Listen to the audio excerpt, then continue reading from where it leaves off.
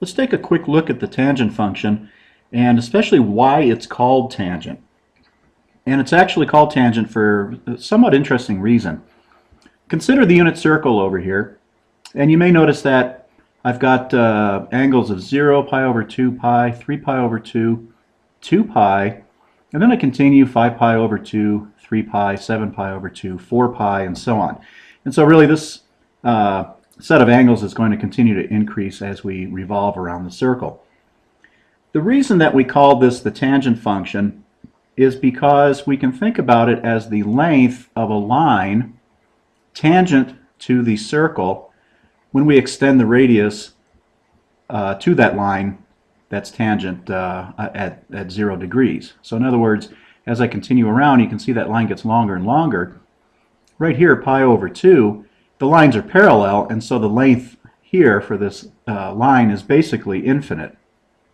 As I continue to go around, I extend the radius now in the other direction, and I have a negative length, and so my tangent value would be negative, and I continue around.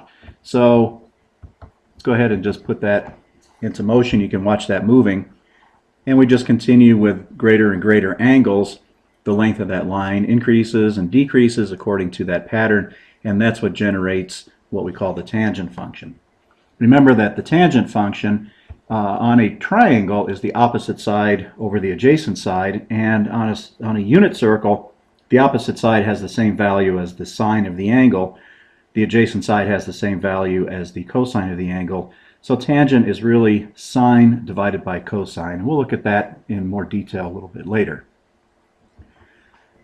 On your unit circle paper, let's go ahead and fill in the values for tangent. We can see here what I wrote down is that tangent is equal to the y value divided by the x value, as I mentioned. On your paper, we wrote just y here because the radius of our circle was 1. But we can always use a circle of a different size. We just have to use the opposite side, the y value on the circle, divided by the radius, which is the hypotenuse. If we set the hypotenuse to 1, of course, this is just y, this is just x.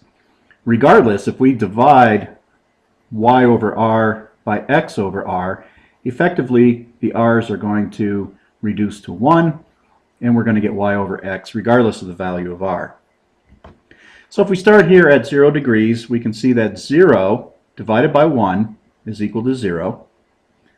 1/2 divided by square root of 3 over 2 is 1 over square root of 3, and now we're going to rationalize the denominator, and that's what gives us square root of 3 over 3.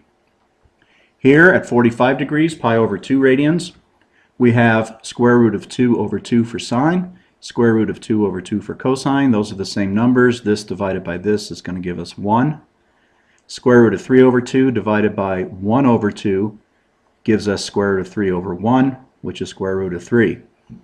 So here at 90 degrees, pi over 2, we saw this on the previous video, sine has a value of 1, cosine has a value of 0. 1 divided by 0 is undefined. At pi radians, 180 degrees, sine has a value of 0, cosine has a value of negative 1. 0 divided by negative 1 is 0. And then again at 3 pi over 2, 270 degrees, sine is now negative 1, cosine once again is 0, negative 1 divided by 0 gives us undefined for tangent.